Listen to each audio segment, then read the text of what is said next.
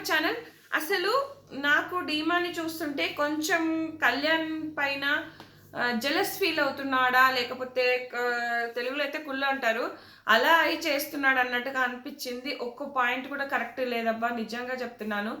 ఒక్క పాయింట్ కూడా అన్ని తనని తాను ఎక్స్పోజ్ చేసుకున్నట్టుగా అవునే తప్ప అసలు కళ్యాణ్ చేసింది ఏం లేదు. ఇంకా కళ్యాణ్ అయితే అడ్వైస్ ఇచ్చాడు డీమాన్కి, నువ్వు ఒక దగ్గర ఆగిపోతున్నావు, గేమ్ నుంచి అవుట్ అవ్వగానే నువ్వు అక్కడ ఏంటి అనేది ముందుకెళ్ళు, గేమ్ను టర్న్ చెయ్యు, ఇంకా నీ ఆలోచనలతో ఉండు. అంటే నువ్వు ఆ రెబల్ టాస్క్లో నువ్వు బయటకు వెళ్ళిపోగానే నువ్వు ఆట ఆడు మానేస్తున్నావు, అలాగే ఎక్కడో కూర్చుంటున్నావు అని మంచి మంచి సజెషన్స్ ఇచ్చాడు అబ్బా. అసలు కళ్యాణ్లో చాలా టాలెంట్ ఉంది అనిపించింది నాకైతే ఈరోజు. నిజంగా చాలా బాగా మాట్లాడాడు. నచ్చితే ఖచ్చితంగా లైక్ చేయండి, అలాగే సబ్స్క్రైబ్ చేయకపోతే సబ్స్క్రైబ్ చేసుకోండి ఫ్రెండ్స్. సో ఒకటే చెప్తున్నా నేను, ఈరోజు భరణి గారు కూడా సూపర్గా నామినేట్ చేశారు.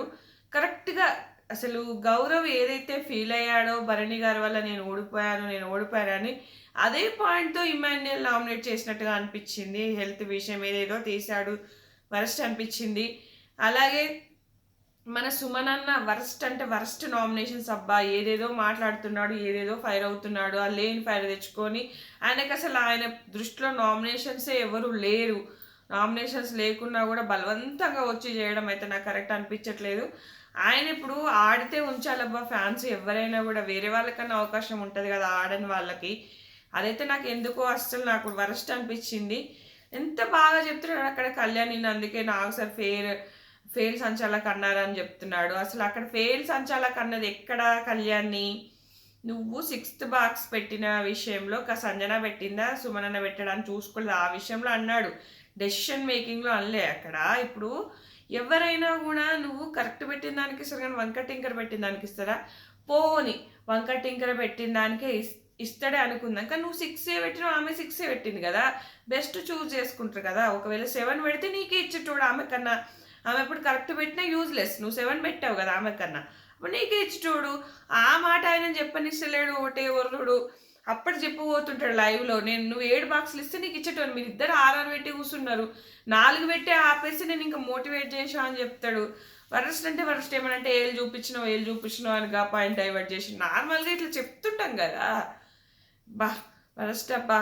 ఇక డీమాన్ విషయానికి వస్తే ఎప్పటిదో ఇక శ్రీజ ఉన్నప్పటిది సాయికి చెప్పినావు బ్యాక్ స్టాప్ చేసినావు అని, లేకపోతే తనుజ నన్ను ఉమెన్ కార్డు తీసినప్పుడు నువ్వు నాకు సపోర్ట్ చేయలేదు, నువ్వుతో మాట్లాడాలంటే నేను తనుజకి చెప్పినా అని కళ్యాణ్ అక్కడ మంచిగా డిఫెండింగ్ చేసుకున్నాడు. బెట్ టాస్క్లో కూడా అప్పటి వరకు మనం ఒక్కటే ఆడాము, వన్స్ నువ్వు ఇండివిజువల్గా ఆడుతాను. దివ్యని తీసేసినప్పుడు నువ్వు రాలేదు, దివ్యకి మాట ఇచ్చిన అన్నావు. రీతు అప్పుడు కూడా నువ్వు రాలేదు. సో అందుకని ఇంకా నువ్వు తర్వాత ఒకనొక టైంలో నేను ఇండివిజువల్ ఆడుకుంటా, నేను ఆడుకుంటా అన్నాక అప్పుడు నేను భరణి గారిని తీసేస్తుంటే అప్పుడు మేము నిన్ను తీస్తామని సూపర్గా డిఫెండ్ చేసుకుంటాడు. అప్పుడు కూడా శ్రీజ ఉన్నప్పుడు కూడా కళ్యాణ్ని కెప్టెన్సీ టాస్క్లో నుంచి ఫస్ట్ తీసేసినప్పుడు కూడా ఫస్ట్ చాయిస్ రీతు అన్నావు, సెకండ్ నేను అన్నావు, కానీ నువ్వు ఫస్టే నన్ను తీసేసినావు. అంటే నాకు శ్రీజకు కూడా నేను చెప్పింది ఏంటంటే ఫస్ట్ రాముంది, ఇమ్ము అన్నను కూడా వద్దు అన్నాను, అది కూడా బాగా డిఫెండింగ్ చేసుకుంటాడు. అప్పుడు ఏంటంటే వీళ్ళు వర్షంలో డాన్స్ ఆడాలి, ఇక్కడ బాక్సులు లాక్కపోవాలి. అప్పుడు బాక్సులు లాక్కపోయేంత శక్తి ఉన్నా కూడా అక్కడ కళ్యాణ్ ఏంటంటే నన్ను తీయరు అన్న ఉద్దేశంతో పాపం అలా నిల్చుంటాడు. చాలా అప్సెట్ అయ్యాడు, అది నిజంగా అప్సెటే. అప్పుడు కొంతమంది రివ్యూవర్స్ ఏంటంటే అప్పుడు శ్రీజానే ఏదో చేసింది, శ్రీజానే ఏదో తప్పు చేసింది, శ్రీజ వీళ్ళే గేమ్ ఆడారు అన్నారు, కానీ అప్పుడు 100% మిస్టేక్ కళ్యాణ్, అది డిమోందే, రీతుది కూడా కాదు, డీమాన్ అప్పుడు కళ్యాణ్ తీయాల్సిన అవసరం లేదు. అక్కడ ఇమాన్యుయల్ ఉన్నారు, తర్వాత రాము ఉన్నాడు, వీళ్ళందరూ ఆప్షన్స్ ఉన్నారు. నువ్వు రీతు కళ్యాణ్ ఉంటే అప్పుడు కళ్యాణ్ని తీసేయాల్సింది. నువ్వు ఫస్ట్ తీసేస్తే ఎవరికైనా డౌటే కదా. అప్పుడు మనసులో పెట్టుకున్నాడు, అప్పటి నుంచి కంటిన్యూ చేస్తున్నాడు. ఆ బిట్టర్గాడు చూసిస్తాడు, లేదంటే సాటర్డే టాస్క్లో కూడా ఏదో ఒక బోర్డు వేస్తాడు, కానీ కళ్యాణ్ ఎప్పుడు కూడా డీమాన్ గురించి బ్యాక్ పిచ్చింగ్ చేయలేదు, డీమాన్ గురించి మాట్లాడలేదు. కానీ డీమాన్ మాత్రం మాట్లాడుతూ వస్తూ ఉంటాడు, కళ్యాణ్ గారికి సింపతి వచ్చింది మేము అప్పుడు వాడిని తీయడం వల్ల. ఇప్పుడు ఏంటంటే కొంచెం అర్థమైంది గేమ్, కళ్యాణ్ కొంచెం నాకన్నా ముందున్నాడు, వాళ్ళ మొన్న లీడర్ బోర్డులో కూడా కళ్యాణ్ నాకన్నా ముందున్నాడు. మళ్ళీ ఇంకోటి వచ్చేసి అందరూ వచ్చి హింట్స్ ఇస్తున్నారు కదా కళ్యాణ్ టాప్లో ఉన్నాడు, అని చెప్పేసి అది కూడా కొంచెం కుళ్ళు ఉంది డీమాన్కి, అందుకే అట్లా చేస్తున్నాడు. అంటే ఇంకా అదొక మనసులో పెట్టుకొని ఇక కామనర్స్ కొంచెం ఉంటుంది కదా జెలస్ ఫీలింగ్, అది ఉంది. ఇప్పుడు అన్నీ నువ్వు మాట్లాడి కళ్యాణ్ చాలా బాగా డిఫెండ్ చేసుకునేసరికి నువ్వే ఎక్స్పోజ్ అయ్యావు. మళ్ళీ ఈరోజు పొద్దున వాళ్ళు నైట్ ఏంది మాట్లాడుకుంటారు, రీతు డీమాన్ మాట్లాడుకుంటుంటారు మంచిగా ఒక బెడ్ మీద కూర్చొని. ఇక కళ్యాణ్ వస్తాడు, కళ్యాణ్ వచ్చి పక్కన బెడ్ మీద కూర్చుని అయిపోయేది. ఇక్కడ రీతు పక్కనే కూర్చుంటాడు పాపం. రీతు పక్కన కూర్చోగానే ఆయన కోపం వచ్చి లేచిపోతాడు. లేచిపోయి ఇటు పండుకోగానే అక్కడ రీతు ఏమంటది, మూడు గంటల నువ్వు మాట్లాడబట్టి తనుజతోని ఇక మీద ఏదో అయ్యేటట్టే ఉంది అని ఇట్లా అంటుంటే వీళ్ళు జోక్గా మాట్లాడుకుంటూ ఈయన కోపం వచ్చి పక్కన పడుకుంటాడు.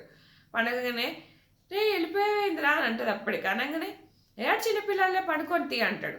కానీ ఇక్కడ లేచిపోయేటప్పుడు కాదు, లేచిపోయి పండుకున్నాక అంటాడు. కానీ ఇక్కడ డీమాన్ ఏం చెప్తున్నాడు, వాడు నన్ను లేచిపో అన్నప్పుడు కూడా నువ్వు నా గురించి మాట్లాడతలేవు, నాతో డిస్కషన్ ఆపేసి వానితో మాట్లాడుతున్నావు, నాకన్నా వాడే ఎక్కువ నీకు అని పొసెసివ్గా ఫీల్ అయిపోయి డీమాన్ ఏదేదో చేస్తున్నాడు. గమ్మత్ అనిపించింది నాకు. డీమాన్ అంత ఫీల్ అవ్వాల్సిన అవసరం లేదు, ఎప్పుడు నువ్వే మాట్లాడుకుంటావు కదా నీకు. అంటే కళ్యాణ్ అంటే నచ్చట్లేదు.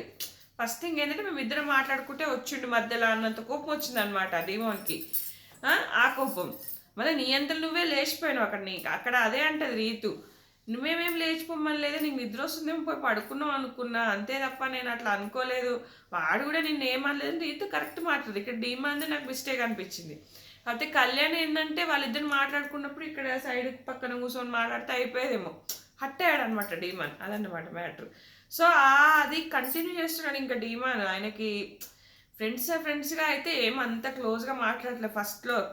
ఎప్పుడైతే క్యాప్టెన్సీ టాస్క్లో అయిందో అప్పటి నుంచి ఇంకా వీళ్ళు దూరం అయిపోయారు, పెద్దగా మాట్లాడుకోవట్లేదు అప్పటి నుంచే. ఇక భరణ్ అన్న ఇమాన్యుయల్ విషయంలో, ఇమాన్యుయల్ అయితే నాకు అదే తప్పు అనిపించింది. సో ఇంకా రీతు అయితే మళ్ళీ దివ్యం చేసింది, సంజన గారిని చేసేసింది. దివ్యని అయితే ఏంటంటే ఎందుకో నాకు సిల్లీ పాయింట్ అనిపించింది. దివ్య తనని తాను డిఫెండ్ చేసుకోవాలి కదా మరి. ఇప్పుడు దివ్య కరెక్టే అనిపించింది నాకు Ritu point of view. Ritu దగ్గర మాట్లాడేటప్పుడు నువ్వు నేను అనుకున్నప్పుడు నా బెస్ట్ ఏంటో నేను చెప్పుకోవాలి కదా, అప్పుడే కదా డెసిషన్ తీసుకునే వాళ్ళు తీసుకుంటారు. అప్పుడు నన్ను నేను తక్కువ చేసి నేను ఎట్లా మాట్లాడుకుంటా, నీలో ఉన్న లోపాలు చెప్తా, నా గురించి నేను బెస్ట్ చెప్పుకుంటా కదా అని చెప్తుంది. బాగా చెప్పినట్టు అనిపించింది నాకు ఎందుకో. సో రీతు అయితే గివపే ఇచ్చింది కదా, లాస్ట్ వీక్ అంతా గివపే ఇచ్చింది. భరణి గారు రీతు నామినేట్ చేసిన పాయింట్ కూడా కరెక్టే, నువ్వు సంచాలకుగా ఫెయిల్ అయ్యావు, అప్పుడు ఎఫెక్ట్ పడుతుంది కదా, ఫస్ట్ ఒకసారి అట్లా అయింది, మళ్ళీ నువ్వు కొంచెం జాగ్రత్త ఆడుతున్నాను. భరణి గారు అయితే కరెక్ట్ పాయింట్స్ పెట్టాడు. ఇమాన్యుయల్ పైన కూడా కరెక్ట్గా చెప్పాడు, నువ్వు నామినేషన్లోకి పోయిరా, నీకు తెలుస్తుంది నామినేషన్లోకి పోయి వస్తా అని బాగా చెప్తాడు. ఇంకా డీమాన్ని మంచి పాయింట్స్ అయితే చెప్పి కళ్యాణ్ నామినేట్ చేసినట్టు అనిపించింది. సూపర్ పాయింట్స్ అబ్బా, కనీసం డీమాన్కి ఇప్పటికైనా అర్థం అవ్వాలన్నా మంచి కోరుకునే వాళ్ళు ఎవరు అనేది. సో తర్వాత దివ్య చాలా ఫీల్ అవుతుంది రీతుని సేవ్ చేసినందుకు తనుజ. ఎందుకంటే అసలు ఆ అమ్మాయి అంతమంది నామినేట్ చేస్తే వీళ్ళు సేవ్ చేయడం ఏంటి అన్నీ కోపం వస్తుంది అనమాట. అంటే నేను రిస్క్ జోన్లో పడ్డాను, దివ్యకి అర్థమైపోయింది, నేనే వెళ్ళిపోతా అన్నట్టుగా కళ్యాణ్తో చాలాసేపు మాట్లాడుతుంది తర్వాత లైవ్లో. ఇది ఫ్రెండ్స్, ఈ వీడియో నచ్చితే ఖచ్చితంగా లైక్ చేయండి, అలాగే ఫాలో అవ్వండి. Thanks for watching.